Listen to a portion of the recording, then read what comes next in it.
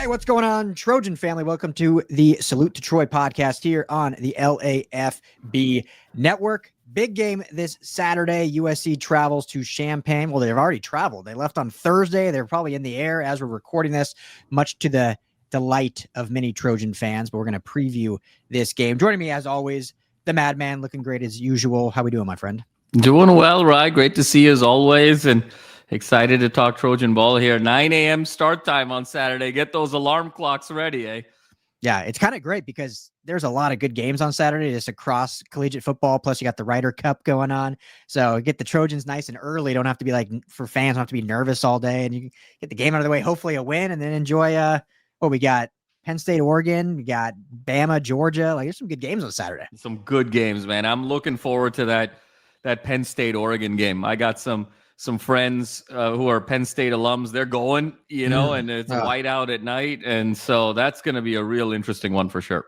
Yeah. There's a lot of good ones. So if you are unfortunately at a wedding on Saturday, we have a boycott fall wedding shirt on LAFBnetwork.com. Make sure to pick up one of those up because sadly I will be at a wedding during the Michigan game, Madman. I'm not happy about it. You're kidding me. Yeah. Oh my goodness. That's wild. What's sad is it's not even, and this sounds so terrible. It's one of my best friends from college, roommate all through college, but it's not even like the real wedding. They got married during COVID, like eloped during COVID. So now I don't know why they waited this long, but now they're finally going to do like a celebration with all their friends and stuff and family and kind of like not really renew, but in a sense renew. Yes. I'm like, they sent the thing back in like the spring. And I'm like, I mean, is this even a real wedding? Do I have to be there? Like, my wife's like, you're going to that wedding. So, well, did I recall this correctly, Rye? I remember you had to miss that famed 22 Victory Bell game because you were at a wedding too. Am I right there? We all got together tailgating at the Rose Bowl pregame. There was like 5 of us. And before the game started, then I had to drive to Moreno Valley, all the way to Moreno Valley for another wedding. I'm like, and I can't even like, what's sad is I can't even gripe that much because my damn wedding was September 30th. It was a fall wedding. So it's like, it is the best time, like temperature wise for weddings, but man, it's brutal. Let me ask you a question before we dive into it, Rye. Are you going to wear the boycott shirt while you're there? Yeah, under my jacket, my sports coat. Oh, I love it. It's going to be the boycott fall wedding. I already told him. I teased it. I'm like, you're going to like my attire for this wedding. So all the way out in Yucaipa, we got to go too. So if you're listening, Dean, you should have had more say there in the planning. At least like choose a bye. I mean, they have a bye week next week. It would have been perfect. Could have done the bye week. I mean, SC only plays 2 games in October. So it could have been really any time. Basically not that weekend, you would have gotten it right. But and you just in general, their home schedule, like this is their best game of the entire outside. I mean, you want to do Iowa, you want to do Northwestern, you want to do UCLA, that's fine. But the one marquee game, absolutely, my goodness. Brutal. But anyway, we'll talk about that in 2 weeks. So that's my life. Hopefully it's not your guys' life, and hopefully no one's life this Saturday watching this great slate of football. So the recap then that week is really going to be, you're going to be talking obviously about wardrobes and, the meals and, the cutlery and the flowers. Yeah. Yeah. That'll be my contribution to the live Victory Sunday show. So not real, perpetually good information there, but so real quick before we dive into this grain, let's talk about our friends over at Sleeper. If you have not already, download the Sleeper app, #1 sports app in the land. When you do, go use our promo code USC LAFB when you make your first deposit. And you may ask, why am I making a deposit for a season-long fantasy football app? Well, there's so much more than just fantasy football, Madman, as you know. They've got the great daily pick'ems you can do across any sport. Just pick 2 to 8 players. You're picking more or less passing yards, touchdowns, rushing yards. Stack those up, win some real money. So when you use USC LAFB, you're going to get a up to $100 match bonus. If you don't want to put $100, just put in $10. They'll give you $10 free to play with. Have some fun, win some money. Tell them the guys over at USC LAFB sent you. So Illinois absolutely dog walked last week against Indiana. What was it? 63-10, I think was the final. That's correct. I'll just ask you this at the top, Madman. Like, I thought Illinois was a little overrated going into the season. Like they were, I think, the highest ranked, like 9th. We all know the AP is basically a joke, so we all knew that was an over ranking. I don't believe they're as bad as last week's looked. I think that was just a really bad game, and Indiana was just humming on all cylinders. What's your just overall kind of summation of Illinois as a program in 2025? Yeah, no, it's a great question, Ryan. I think going into the season, we thought this was going to be one of the 3 or 4 truly marquee games of the season. And then I think after last week, we think this is going to be sort of a cakewalk. And I think the truth of the matter is it is somewhere in between. They were not quite as good as number 9, but they're not as bad as what was indicated last week. I completely agree with you. This is sort of a hard team to assess a little bit, Ryan, because they're sitting at 3-1, 2 kind of cakewalk games. So you sort of put those aside against the likes of Western Michigan, Western Illinois. And then you got the 2 other games that they played. They played this game against Duke, won by 26. And then, as you mentioned, the blowout loss. I mean, blowout is also an understatement in that game to Indiana at 63-10. I can't recall a top 10 team losing by 50 plus the last time that happened. That's just an insane. Yeah, I'm still comprehending that. But you know what's interesting, Ryan, is they in that Duke game that they won 45-19. They still got outgained in that game. You know, 410 total yards for Illinois, 438 total yards for Duke. It was 5 Duke turnovers that really propelled Illinois to have the lead, and they really pulled away late in that game. And then when you saw how Duke did it, really did it through the air to the tune of nearly 400 yards. And then when you saw what happened last week with Indiana, 579 they gave up, more on the ground than the air. So I think there's some significant questions defensively about Illinois. They lost their primary defensive back, Xavier Scott, out for the season. But having said all of that, on paper, when you sort of look at those stats, you think the Trojans are just going to roll seamlessly. But I think, Ryan, Brett Bielema, a very proud coach, a guy who's made his money developing offensive lines and defensive lines in the trenches. This is their home game, their homecoming game, which is sort of controversial in and of itself. But they're essentially playing for their season on Saturday, given where they started, now with already this one conference loss. I think we're going to get a very inspired effort. I think we're going to get their best punch going into this game. So I know the narrative right now is all about them losing by 53 last week, but that, I think, is the beauty of college football, that each week sometimes is its own independent event. And I think the power of playing at home, particularly in the Big Ten, I think is going to be significant. So that's why I think this is going to be a more competitive, more of a dogfight than I think a lot of people believe it's going to be on paper, because that's my sort of initial assessment of Illinois. Yeah, I agree. I mean, this is still, regardless of what happened, I think everyone needs to almost forget last week. Like, this is still USC's toughest opponent up to this point. And the fact that it's a road game obviously makes it that much tougher. So, I mean, this is probably, Madman, you can correct me, you're more of a historian than me, but this is, again, throw last week away, this is probably the best Illinois team since Juice Williams and Rashard Mendenhall. Like, absolutely. And that was 25 years ago. I mean, that was a long time ago when those two dudes. Yeah, 18. Yeah, 2000. I mean, the 2007 season, USC played Illinois in the Rose Bowl, right? The 2008 Rose Bowl was Illinois USC. Yeah, exactly. So this is, I think, far and away the best since then. Now, I'm not saying they're on that level and are going to compete for a Rose Bowl, you know, especially after what we saw. But they do have some talent. Luke Altmaier, obviously a very veteran quarterback, and been in this system now. They have some talent on offense. You mentioned the secondary.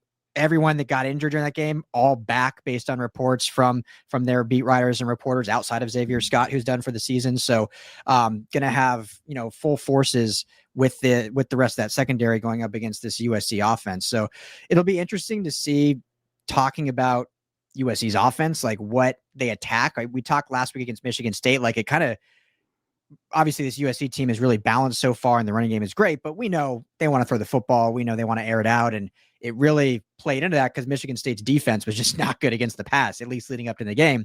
Now, Lincoln Riley did a really good job of still staying balanced, and they ran the football extremely well.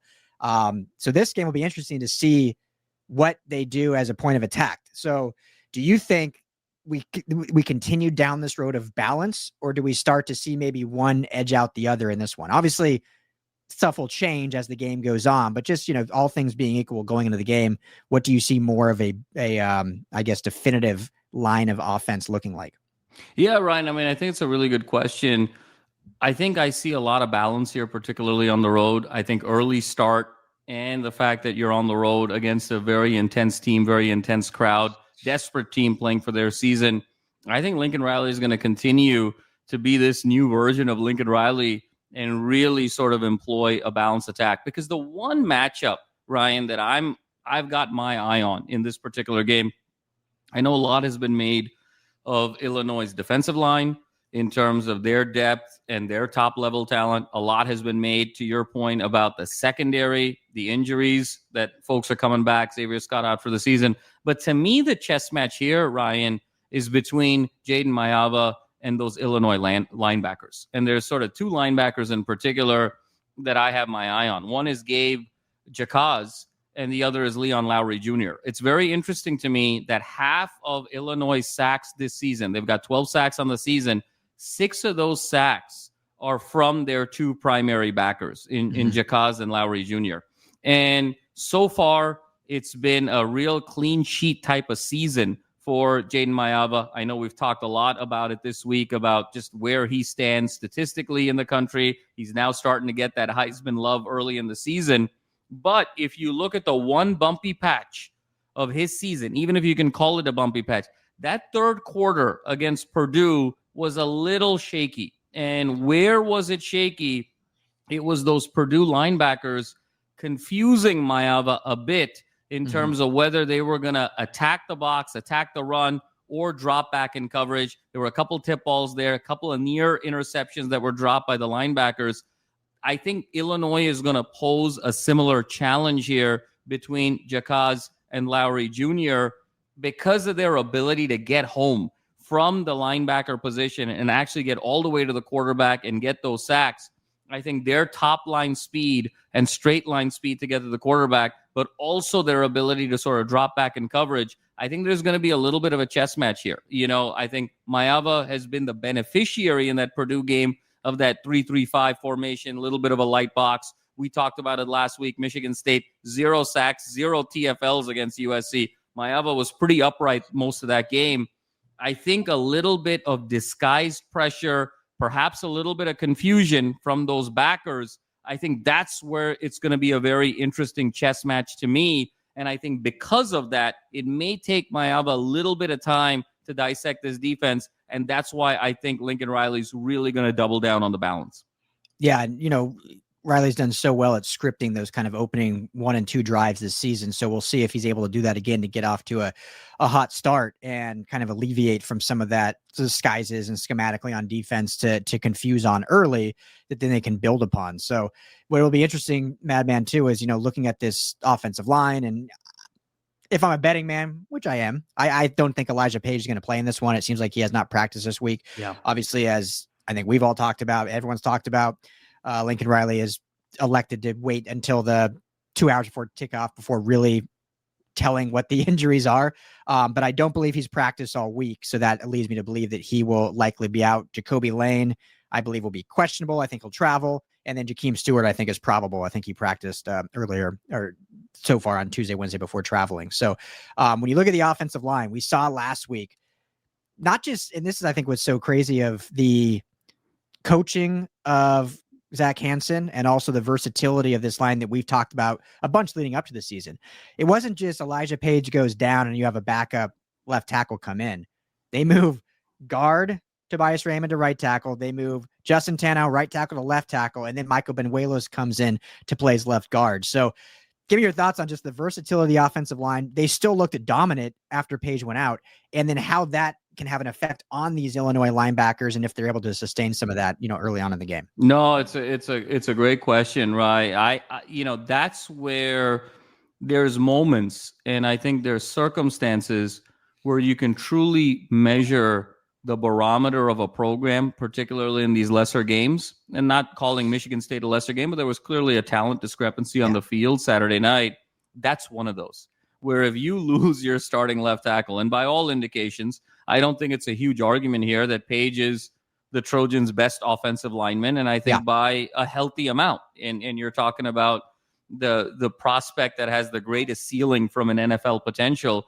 To be able to lose him, particularly on your quarterback's blind side, and be able to retool the offensive line in the fashion that you described, it really shows the depth of talent that's coming in this offensive line now. And it's just going to be coming sort of year over year moving forward here. And the fact of the matter is, Ryan, again, 0 sacks, 0 TFLs in that Michigan State game, even after Page left. He was hurried maybe like once after Page left, and I said this to Tim earlier in the week. I was like, maybe we don't call it seamless, but maybe we do, because it really was incredible there. And I think that's also where the chess match is going to come, because these backers, there's going to be some stunts, there's going to be some weak side pressure, there's going to be some delayed blitzes. But the fact that you have such versatility in your offensive line, and it's not just replacing tackle for tackle, but you're moving guys around, that's going to make it harder to scheme pressure. And so I think that chess game between how Illinois brings pressure and that USC offensive line is going to be absolutely fascinating moving forward. And I think a similar pattern also, Ryan, is going to hold in the run game. I really think that Eli Sanders early in the game, just with his running style, he finds that first hole and sort of explodes. He goes laterally, finds that first hole and explodes. It loosens up the defense horizontally for then Wayman Jordan to be able to use his squishiness and be able to use all his moves to get those chunk plays. Early in the game, Waymo takes a little bit of time. His running style is a little bit more non-traditional, if you will. Sanders early opens things up for Jordan later. And I think that's going to be a similar formula here against Illinois. Yeah. We said this before, these backs, I still see the Waymo comp to LaDainian Tomlinson, just his style of play. We don't know. I don't know about the trajectory of having that kind of career, but I think that style of running, just to kind of how he's able to one cut. And Eli Sanders, I see a lot of like Le'Veon Bell, the way he just slow plays it and then just hits that hole and takes off. I think he has better breakaway speed than Le'Veon Bell, but Le'Veon Bell had a career and became famous for like walking to the line of scrimmage and just blasting through the hole. And I think Eli Sanders has done that, and it's been so fun to watch the vision of both these two guys on the field. So I'll give you one that's going to make you really happy, Rye. I think that Eli Sanders would have been an ideal back in the Mike Shanahan zone scheme of the Broncos in the late 90s, early 2000s, because that ability to kind of go horizontal and set your blocks up. And you're just you're waiting for that right cut. You're waiting for the convoy to happen, and then you explode in it. It just reminds me so much of that Shanahan zone scheme. Sanders would have been perfect for that scheme in the late 90s. 100%. Yeah, definitely elite in that zone running scheme. Absolutely. So now conversely, Matt, then we look at the defense, USC defense, and obviously all the talk's been about the secondary, rightfully so. But I do want to start in the trenches. Illinois, as you mentioned, and Bet Belima has become infamous for like his trench play and building up offensive line. Indiana had 24 pressures last week and 8 sacks. I mean, it was a turnstile just getting through to Luke Ottmeyer at will. I expect them to bounce back and have a better game. I expect the offense to bounce back and have I think they're a better offense than 10 points.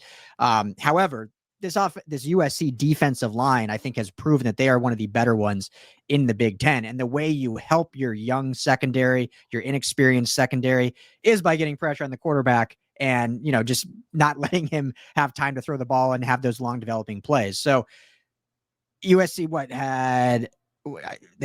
what's their biggest game? 6 sacks they had in one game? Yeah. Do they cross that mark on Saturday? Do they have more than 6 sacks against Illinois? Oh boy, maybe that that's sounds a cocky, tough one. But hey, they gave up 8 last week. So yeah, no, that's a great question. I think out of respect for Brett Bielema, Ryan, I'm gonna say under. But this is gonna be a game again where USC is gonna have their way, I believe, on the defensive front. Because let's not forget, we're referencing that Indiana game, and rightfully so. That offensive line of Illinois looked shaky against Duke as well. They gave up a lot of pressures. It was hard for them to sort of run the ball as well. So I think there's a decided advantage here in USC's defensive front. I think it's going to be a 3 to 4 sack kind of game, 7 to 8 TFL kind of game. And I think conversely for Illinois, look, Altmaier is a very seasoned quarterback, very precise with the ball, very accurate.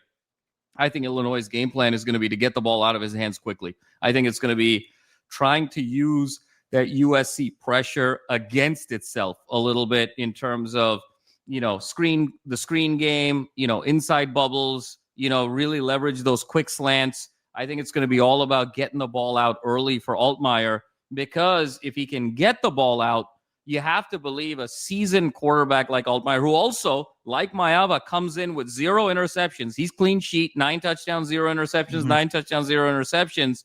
You got to feel good if you're Illinois of Altmaier matching up against where the USC secondary is right now. So it's going to be that cat and mouse game of, can you get the ball out early? And this may be a game where the secondary, Ryan, has an opportunity to jump some routes. Because if you know that the pressure is coming and you know they're going to play a shorter game, do you sort of sit on some routes and see if you can jump it? And then conversely, Illinois is going to try and double move off of that. So I think there's going to be that chess game early. Get the ball out of Altmaier's hands quickly to try and neutralize this pressure, because there's a decided advantage for USC in this particular game in the front.